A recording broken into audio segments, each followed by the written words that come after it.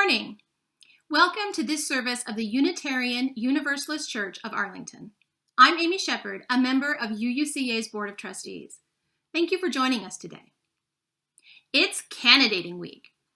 Today, Reverend Amanda Poppei will be delivering our sermon, and then we have a full week of online activities at which we can learn more about Reverend Amanda, have her begin to learn more about us personally, and together connect and look forward to an amazing future for our beloved UUCA community. This coming Friday morning, online voting begins. Then next Sunday, we'll have the Congregational meeting, again online, at which the Ministerial Search Committee will present its recommendation to call Reverend Amanda as our settled senior minister. Voting will conclude at 4 p.m. on Sunday, and then we'll reconvene at 6 to hear the results of the election. To prepare for our online vote, it's very important that we have a separate, unique email address that's your preferred address for each voting member in your household. Send any updates that you have to Sarah Masters at smasters@uucava.org. Last week, Walter talked about the healing connection of comedy. To that, I say, preach! And the other cast of characters in the social distancing Shepherd household say amen. I have an email from our fabulous board chair, Linda B., saying that there is a congregational meeting on Sunday, May 3rd at 11:30 for the search committee's recommendation to call Reverend Amanda Poppei as UUCA senior minister. Look, I will receive an email on Friday, May 1st to vote online. I like online voting because I'm social distancing. I wonder, do I really need to vote? Nah, you don't have to. Others will be voting, so you don't need to. Instead, have some ice cream. No, you do need to vote. You should do 3 things. First, you should attend the Candidating Week online Zoom activities to get to know Reverend Amanda. Second, attend to the congregation meeting. Third, vote. Voting is important. He's right. Voting is important. It's the first step we'll all take together as a congregation. So, do you think you're going to vote? Oh, I do! I do! Are you? Voting is easy, but make sure Sarah Masters has your preferred email and that she has a separate, unique email for each UUCA member in your household. You'll receive an email invitation to vote on Friday, May 1st, and you have until Sunday, May 3rd at 4 p.m. to cast your vote online. If you don't have email access, or only have one email per household, you can vote by phone. I am listening. Can you get out? So, attend the congregational meeting on May 3rd at 11:30. Stay in and vote.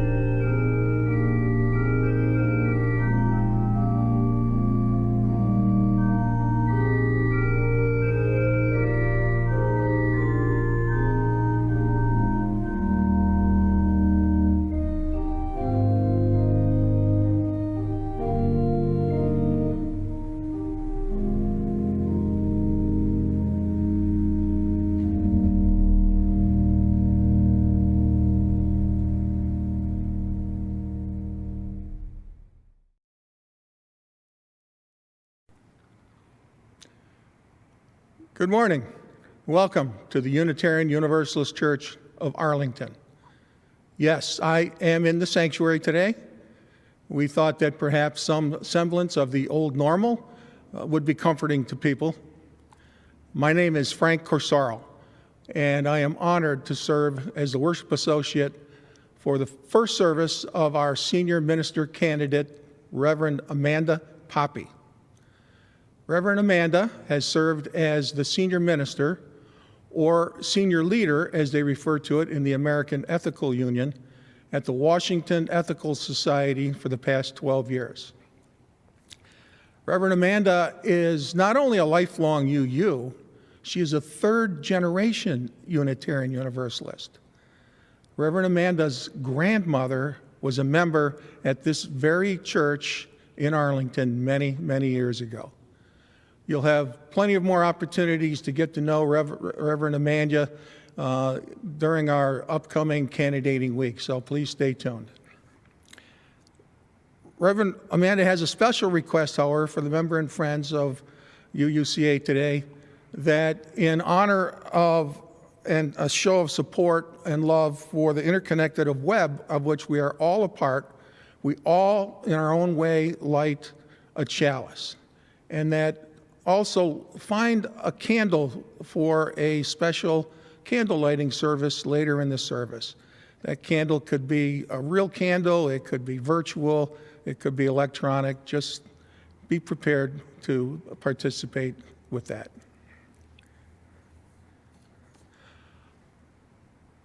I call us into worship with the words of writer and activist Arundhati Roy, author of The God of Small Things. The secret of the great stories is that they have no secrets. The great stories are the ones you have heard and want to hear again, the ones you can enter anywhere and inhabit comfortably. They don't deceive you with thrills and trick endings. They don't surprise you with the unforeseen. They are as familiar as the house you live in or the smell of your lover's skin. You know how they end, yet you listen as though you don't.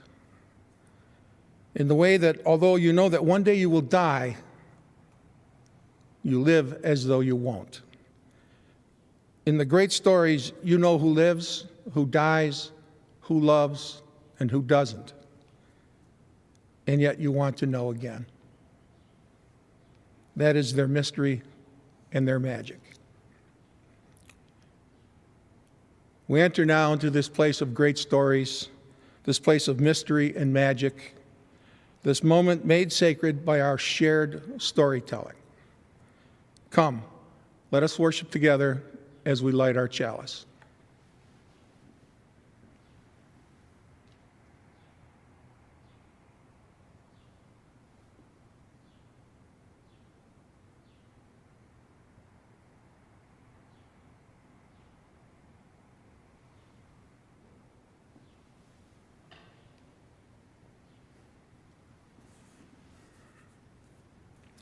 We gather together as a community of memory and hope to celebrate life and its infinite possibilities of love.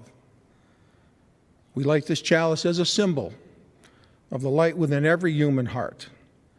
May our individual sparks meet and merge, bringing both light and warmth to the world.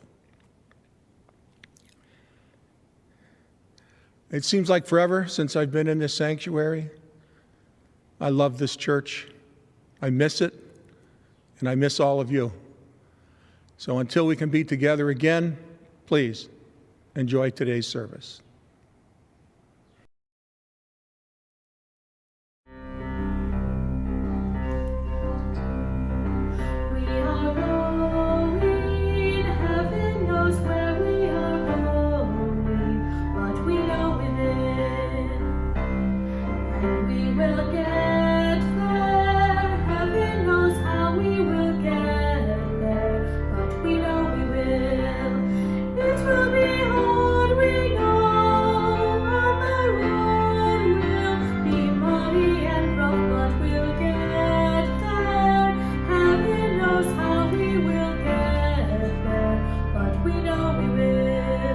Royal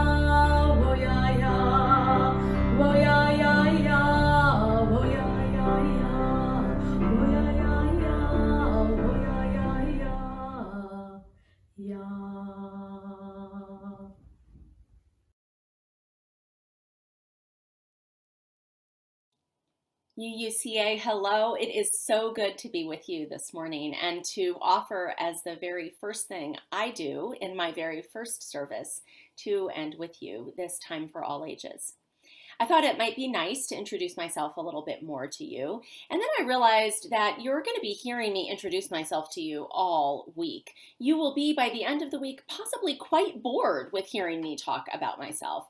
And so maybe it would be better to have some other people introduce me to you. Conveniently, my children feel that they are up to the task, and I'm sure they're going to start with my resume and all the relevant data about my life. So without further ado, here is a guide to Amanda Poppei from Marcella and Joanna. So, first thing, she says she likes spicy food, but she cannot eat. She can't eat it. She'll always order spicy tuna when we get sushi, Yum. and then complain about how it's too spicy and spicier than last time. It always is. And she only reads YA novels. It has to have vampires and werewolves for her to read it. It's not true. Yes. Not only. She's also really embarrassing, Yeah, she comes to your school for one day, and she'll go, "Hi, I'm Marcella's mom." That's friendly. It's friendly. They're saying I'm friendly. That's nice. She also wears a lot of scarves. Like, there's this scarf that she wears, and this one she wears a lot when it's not even cold. Who does that? She wore a scarf yesterday. They're fashionable. Okay. We got more. Okay, thanks. She is super kind, though. Yeah, and she gives a lot of good advice. It's nice. But she does sit around a lot and ask for other people to get her things. Because I'm doing something important, probably. Yeah. She's also good at embroidery. She does it a lot. She takes too many walks. There's no such thing Too as many too walks. many walks. You'll go out on a walk, and then the next day you'll go out on another walk, and then the next day. This is the next day. Oh, well, yeah. She goes on 3 walks a day. Walks are good for you. She also likes to do arts and crafts, and yeah. And sometimes she'll give lectures about racism to us and stop movies like rom-coms in the middle of something and talk to us about consent. It's really fun to be my kids, I think. Yeah, that's good. And she makes us go to marches, but sometimes I enjoy going to marches. To marches, yeah. Like rallies or yeah, marches. like helping. Yeah. There's a lot of marches. There may be a lot of marches in our family. That's true. Also, she will give other people in her family good ministry, because I am very good at ministry. Oh, yeah, Joanna does like to see herself as a little mini minister. That's true. She gives her own sermons. Oh, I do not do my own sermons. I give sermons on Facebook. Yep. Anything else? No, we want to make sure. Oh, yeah, you give good hugs. Oh, thanks. Well, there you have it. That's a little guide to who I am. I guess YA novels, interrupting rom-com movies for conversations on consent, and wearing a lot of scarves. Now you know a little bit more about me. Can't wait to know more about you.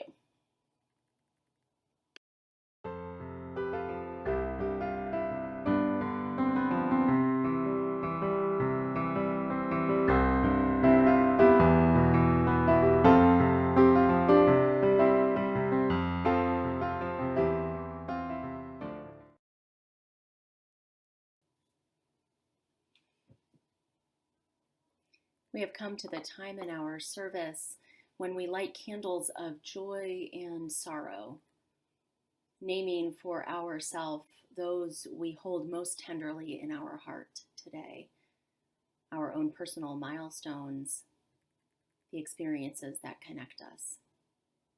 I invite you to participate in this ritual at home today, to find a candle of any kind, whether it is the scented one that lives on your mantle, your dining room candle, or a candle holder made especially for you. or whether the candle rests only in your mind's eye. Light the candle today. A candle for yourself, for your family or friends, a candle for our shared world. The lighting of candles and the naming for ourselves the joys and sorrows we experience. This welcomes in and acknowledges the spirit of life that moves among us and connects us to each other, even when we are far apart.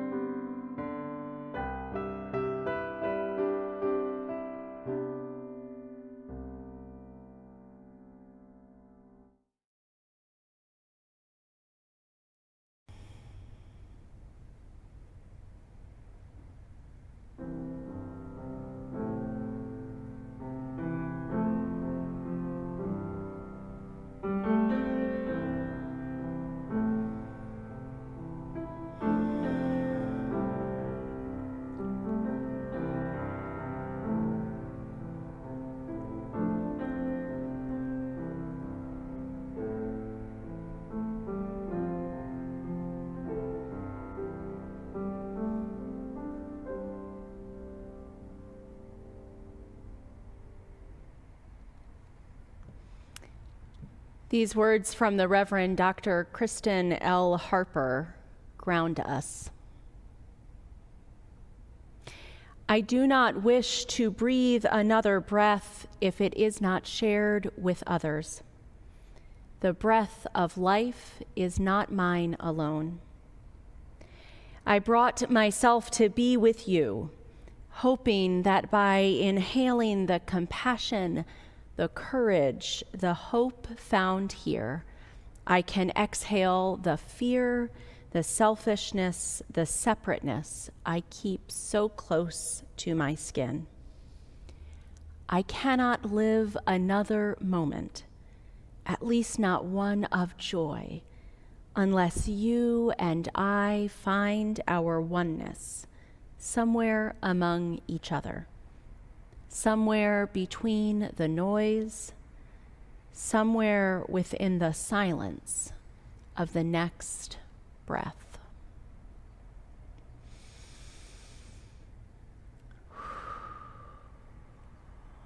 Breathe in, if you will, with me.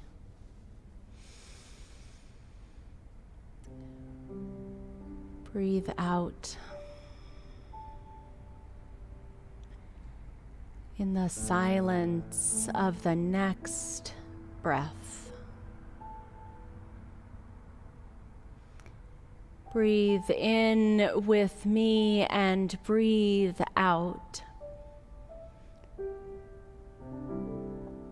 Our breath traveling far beyond our bodies.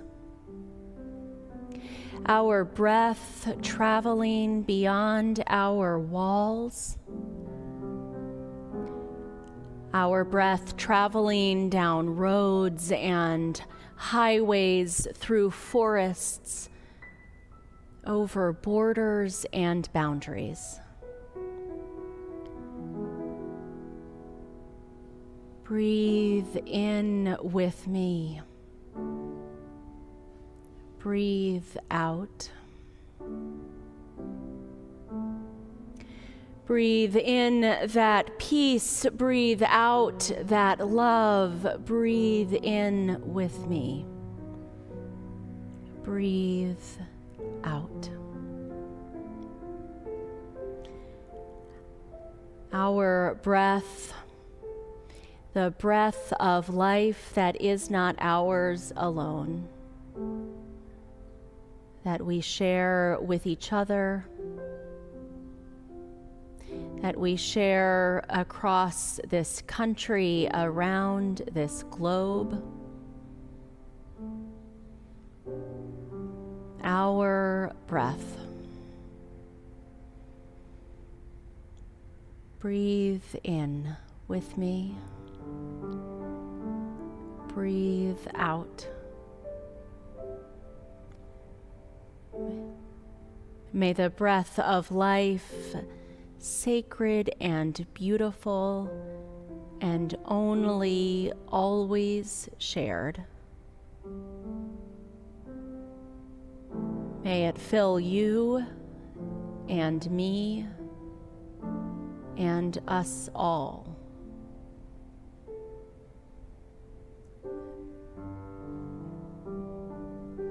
May it be so.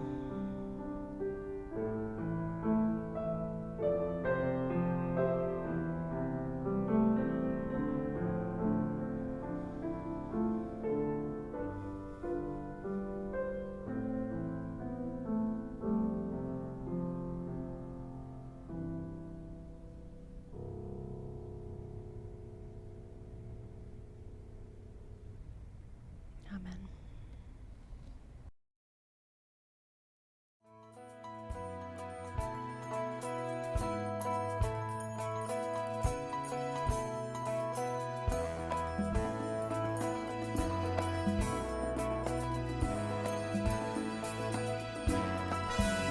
And she stands against the lightning and the thunder, and she shelters and protects us from above, and she fills us with the power and the wonder of her love. This is why we tell a story, why we tell a story, why we tell a story, why we tell a story. If you listen very hard, you'll hear it calls to come shelter our laughter and our tears. And as mysteries and miracles befall us through the years, we tell a story.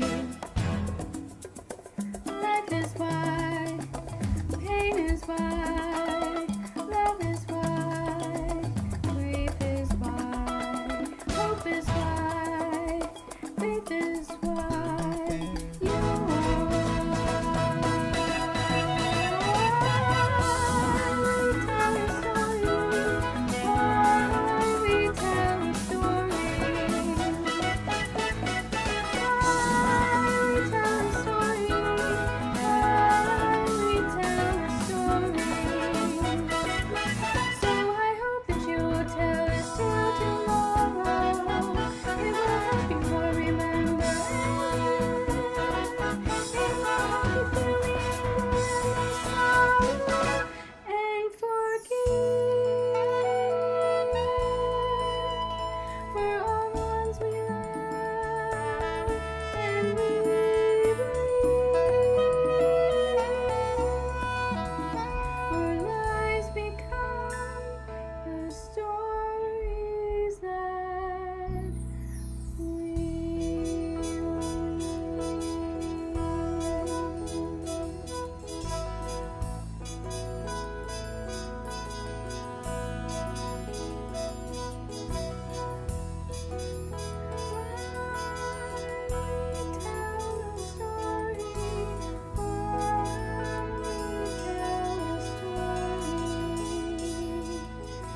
we tell a story.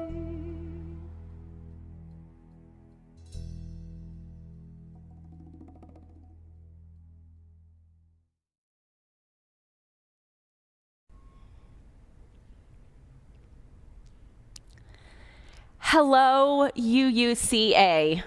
I am so excited to be here in your space this Sunday, but we are definitely missing something here. I am missing all of you.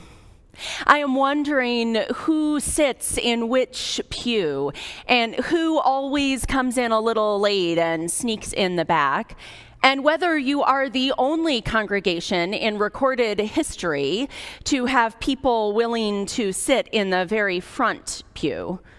Maybe so, I don't know. I am curious to learn those stories, to learn all of your stories. And that's really what we have to do together this week, to learn each other's stories.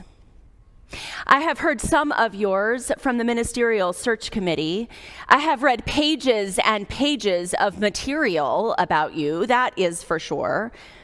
I've even begun talking with your wonderful staff. But it's as though I have the outline of the story of UUCA.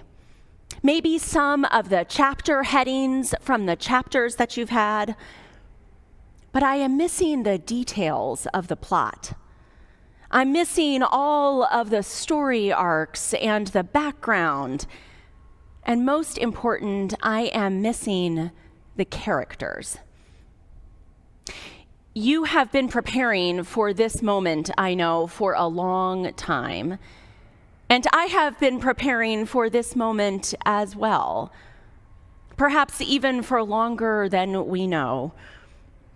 The chance to get to know each other, to learn each other's stories, and to see how and whether our stories might intersect. So I want to start with one of the stories of my life, one that has come to take on special meaning. It's a story of how I came to Unitarian Universalism. And I suspect that many of you have a story similar to it or a little different, stories of how we found this faith.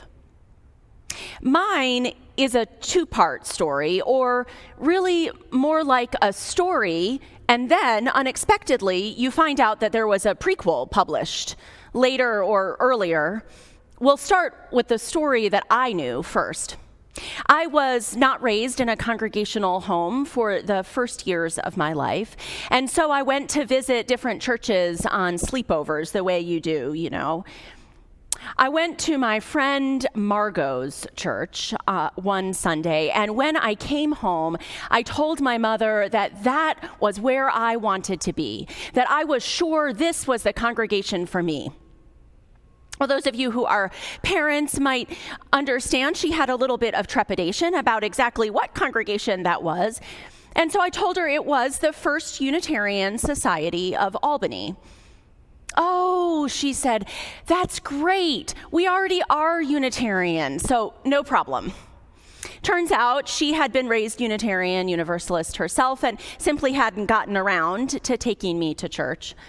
So I attended Sunday school on my own for a number of years, and then my mother started attending, and eventually my grandmother moved near us in upstate New York, and we had 3 generations in the same congregation. A seminal story of my life. Here is the prequel to that story. Remember, I said my mother had been raised Unitarian. She was mostly raised in the Harrisburg, Pennsylvania church. But the very first church she went to was where my grandmother found Unitarianism. She had been raised Congregationalist and married a Jewish man, my grandfather, and was looking for a congregational home that would fit an interfaith family and her progressive values, and in particular, her commitment to racial justice. She had a neighbor tell her to check out a pretty new church in their hometown, a place she had just moved to, and as it turned out, would leave shortly thereafter for a move to Idaho and then Harrisburg. That church that my grandmother went to in 1951, the very first time she found Unitarianism, the prequel to my own story was the Unitarian Church of Arlington. And so we begin to see the way stories overlap and come together and apart, the journeys that our lives may take. Perhaps you have stories like that in your own life, chapters that overlapped and then found each other again unexpectedly later in the plot. Part of what I want to learn from you in this coming week are what your stories are. The ones that shape your lives individually, the ones that shape this congregation. What are your collective stories? And what are, let's see, how many members does UUCA have? What are the 800 different ways of telling those stories? As may be clear by now, stories are a core way for me of engaging with and understanding the world, of making meaning in the world. Anthropologists would argue that we are by our nature a storytelling people. That the need to shape our understanding of how the world works through story is part of what makes us human. I think that is especially true during difficult times. Many years ago, I read a research study about how to build resilience in our children. I think it works for adults too, in fact, but this was talking about parents trying to raise resilient children. It said that often parents imagine that the way to build resilience is, certain perfect stories to teach your children about heroes in their lives and all of the amazing things that they can do to build their own strength and courage. And that's not untrue. But what the research found was that children in particular experienced resilience, built their own resilience, when their families told them the difficult stories of their lives. When their families told them about generations past, when it was hard to make it through, during the Great Depression, or later when a divorce happened in the family and everybody had to reconfigure who they were. Our children right now are living through a time in history that will become their stories in the future, stories they'll tell their children and their grandchildren. And some of what we can do for them, some of what I think we can do for ourselves, is to build resilience by telling the story of how this time is hard and how we're going to make it through. Because other times have been hard before, and we've made it through together. Maybe not exactly the way we thought we would. Maybe the story has had twist endings, but we've gotten to the other side.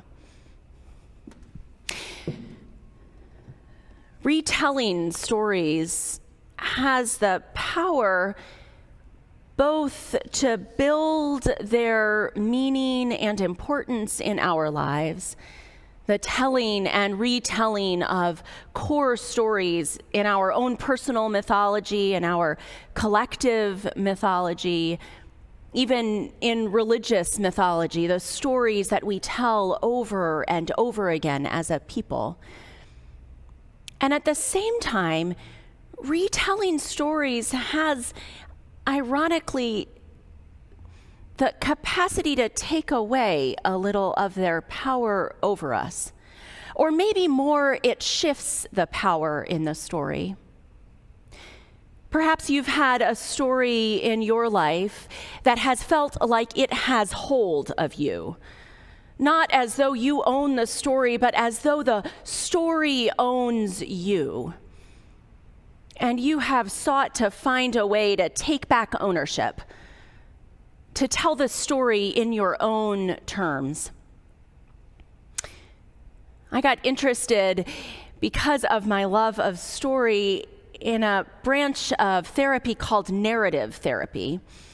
The idea behind narrative therapy is that we can tell our stories many different ways, with different heroes or different villains, casting the ending differently, and that how we tell the stories of our lives matters. Whether we tell a story that focuses on the difficult part only, or that also tells the story of resilience and healing. Whether we tell stories in which we always cast ourselves as the villain, or always as the hero, or if we tell stories where we see that we are more often a little bit of both, complicated and human, neither villain nor hero all the time. The way we tell stories is important. It's important for our own lives and important for our collective lives too. I think about this in our society at large, in our country at large, as we are living through this moment that will become history, and as we tell the stories of our past, the story of America's founding, for instance, a story that has both ideals of democracy and equality, just at the same time as it has a reality of exclusion and dehumanization. Neither of those stories is fully right, neither is wrong. Our job is to tell the story as fully as we can, to bring in as many voices as possible so that we might hear the story in all its richness. You know, there is something I saw recently that I thought really got this right. This idea of telling stories fully. It was the recently released straight to your home TV movie Trolls World Tour. See, you thought I was going to say Howard Zinn or something like that, but let me tell you, I am quarantined right now with 2 children. I will take wisdom anywhere I can get it. There's a better than 50-50 chance that next Sunday's sermon is going to be based primarily on Moana as a text. Just wait and see.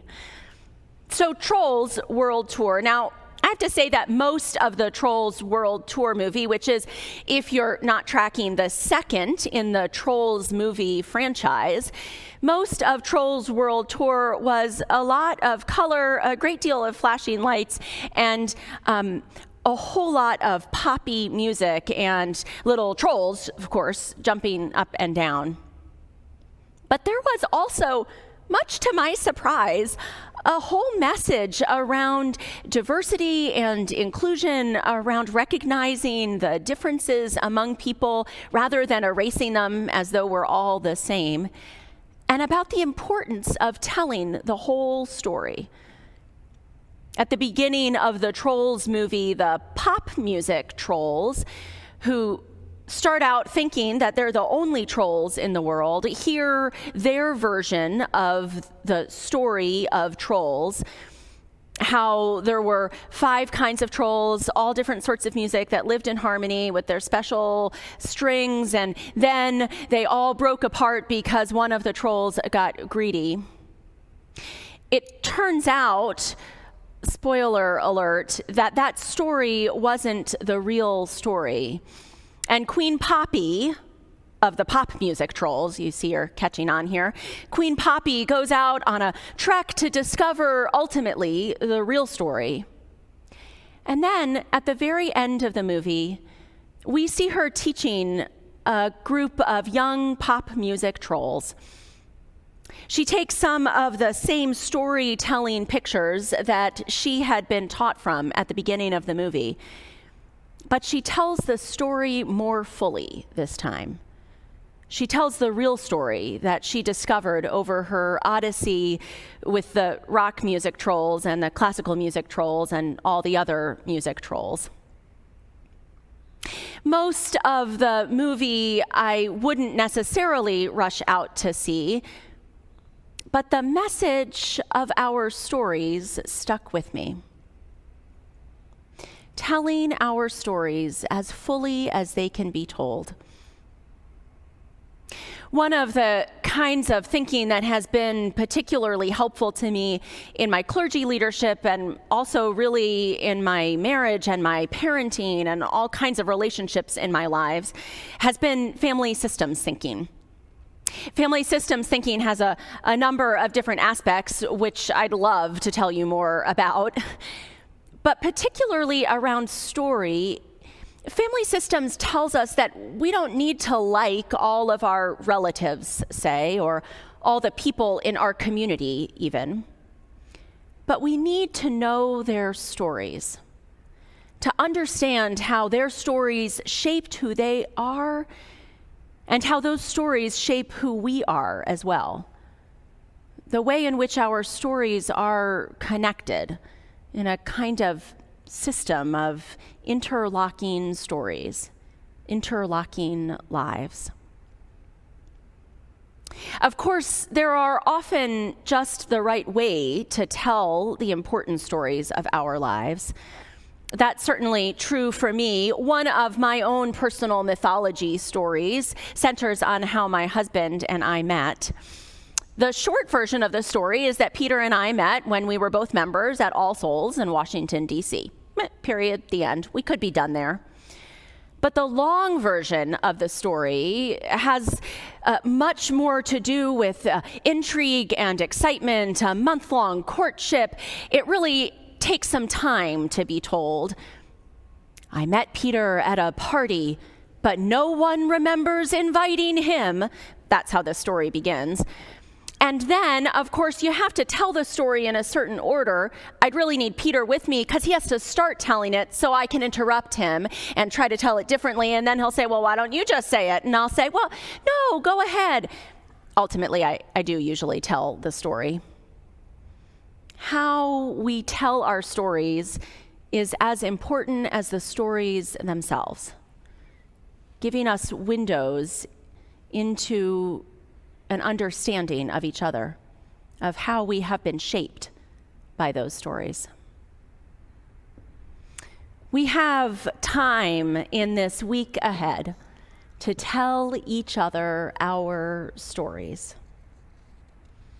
to remember why they are so important.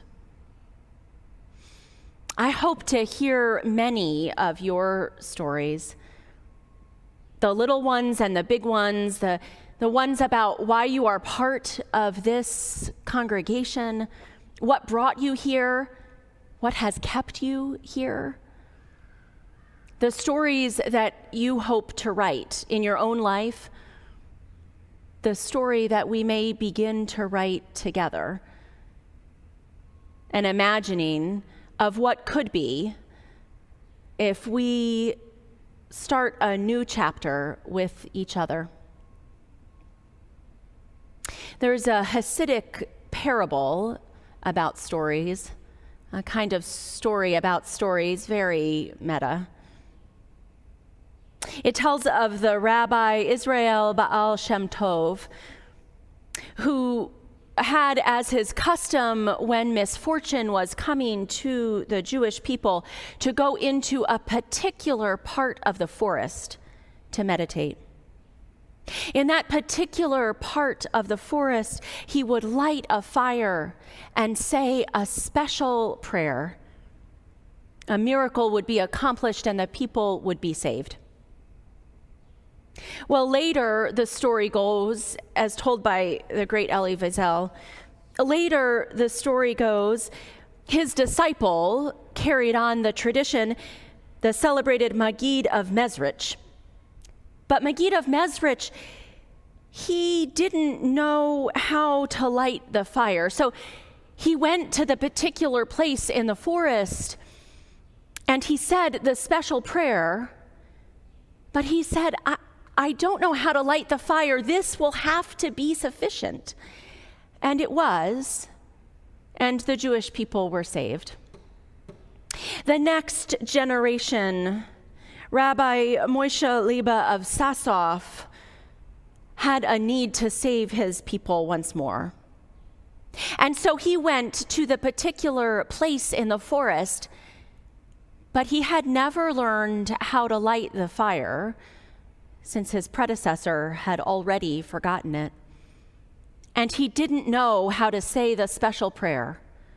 All he could do was go to that particular place and hope it would be sufficient.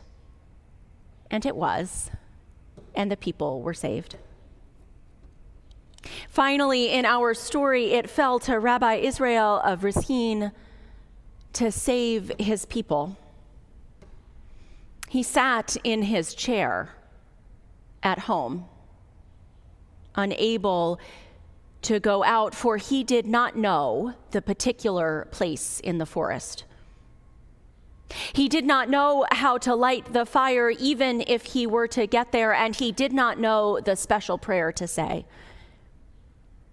And so in his meditation, he said, I do not know the place to go, or how to light the fire, or what the words are to say. All I can do is tell the story and hope it will be sufficient. Friends, we are not physically together this week, much as we might wish we were. It will be sufficient. The stories that we tell each other over Zoom and on the phone and through email, we will find a way to tell the story. The many stories of your lives and of mine, of your congregation's life, and to begin to imagine the story we might tell together. And that will be sufficient. I cannot wait to hear your stories, UUCA. Thank you for letting me tell you mine.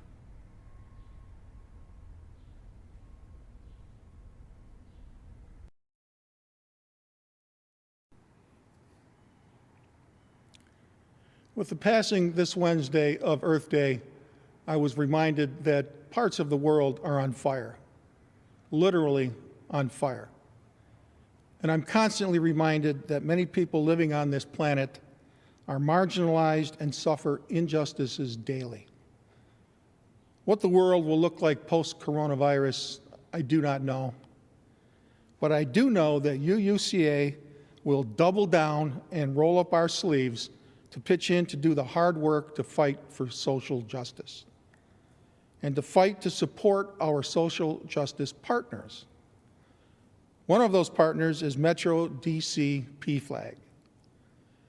PFLAG, Parents and Friends of Lesbians and Gays, helps keep families together and promotes equality and the well-being of lesbian, gay, bisexual, transgender, queer, and questioning people and their families through support, education, and advocacy. Founded in 1983, they are a nonprofit, nonpartisan volunteer organization. Arlington has a chapter of PFLAG that meets monthly right here in this church. PFLAG counts on the support not only of its many volunteers, but needs the financial resources to keep its programs going. We can do both, volunteer and donate. And donating may be easier than you think. You can do it the old-fashioned way by writing a check and sending it to UUCA. You can do it online by clicking the donate button on our webpage. And there are several digital ways to contribute, including scanning the barcode on the UUCA Facebook page. Now, I understand that there also is a downloadable app that you can use to donate, and also a texting service Those are outside my realm of capabilities. I'll leave that to the young adults.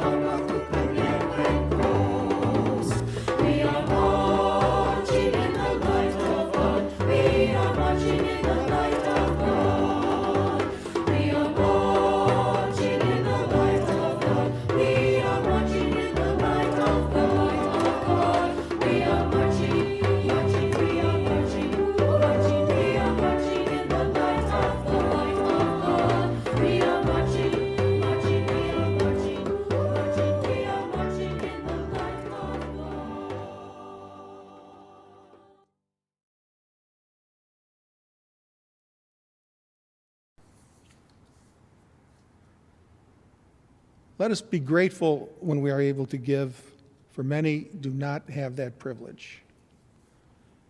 Let us be grateful for those who share their gifts with us. We are enriched by their giving. Let us be grateful even for our needs, so that we may learn from the generosity of others. Thank you for your generosity. One final note, candidating week kicks into high gear today. Immediately after this service, join us in a Zoom coffee hour, question and answer with Reverend Amanda.